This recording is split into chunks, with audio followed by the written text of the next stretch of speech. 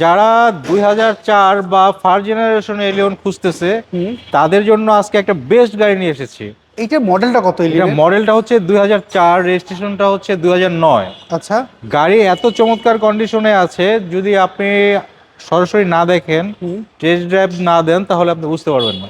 Condition কি অবস্থায় পেলেন আপনারা এটা? কন্ডিশন খুবই ভালো আছে, বিধায় আপনাকে বললাম ফার্স্ট জেনারেশনের মধ্যে সেরা একটা গাড়ি। আচ্ছা, চাকাগুলোর কন্ডিশন কি অবস্থা? চাকা আলহামদুলিল্লাহ যে অবস্থায় আছে, 20,000+ কিলোমিটার এই চাকা দিয়ে গাড়ি রান করবে। আচ্ছা, আর ভিতরের কন্ডিশনটা কি অবস্থা বাবা ভাই? ভিতরের কন্ডিশন চমৎকার। ফার্স্ট পার্টি ইউজের গাড়ি, গাড়িটা আপনার ফ্যামিলি ইউজ বলতে আপনার স্কুল ডিউটি করতো গাড়িটা।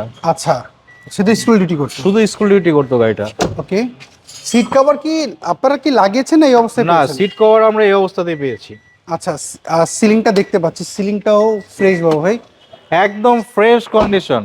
আছে না গাড়িতে অনেকে স্মোক করে, রাফ ব্যবহার হয়, সে ধরনের হয়নি। আচ্ছা, এটা যেহেতু কি স্কুল ডিউটি করেছে সিএনজি অবশ্যই কনভার্ট করা? গাড়ি, হ্যাঁ সিএনজি কনভার্ট করা আছে। ওকে। কোনো ধরনের অ্যাক্সিডেন্ট হিস্টোরি কি রয়েছে এর মধ্যে কোনো বাবা ভাই? ধরনের অ্যাক্সিডেন্ট হিস্টোরি নেই, অরিজিনাল কালার, একদম অরিজিনাল কালার। ওকে। এই জন্য আপনি বলছিলেন যে মেহেদী ভাই খুব ফ্রেশ। খুবই ফ্রেশ গাড়ি। ওকে ওকে ওকে, দাঁড়ান, পজ দেন এই জায়গাটায়। ঠিক গো।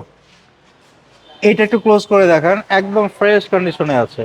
হুম। আর গাড়ির প্রত্যেকটা ভাঁজ দেখেন, জাপান থেকে যেভাবে এসেছিল ভাঁজগুলো সেরকমই আছে। আচ্ছা গাড়ি অ্যাক্সিডেন্ট হিস্টোরি থাকলে এই ভাঁজটা থাকতো না। আচ্ছা বাবু ভাই, আপনি দেখলাম গাড়িটার চারপাশটা খুবই ফ্রেশ হয়েছে, এবং ভেতর সাইডে যদি আমরা একটু এই পাশ থেকে যদি দেখি প্যাডগুলা, এই প্যাডগুলো দেখতে পাচ্ছি। প্রত্যেকটা প্যাড দেখেন একদম ফ্রেশ কন্ডিশনে আছে, এক কথায় চমৎকার কন্ডিশন। হুম, আপনার এই প্যাডগুলো দেখতে পাচ্ছি, প্যাডগুলো ফ্রেশ হয়েছে। বাবু ভাই, এই এলিয়েনটার প্রাইসটা কি আমাকে একটু বলবেন? এই এলিয়নের প্রাইস চাচ্ছি আমরা 14,90,000 টাকা।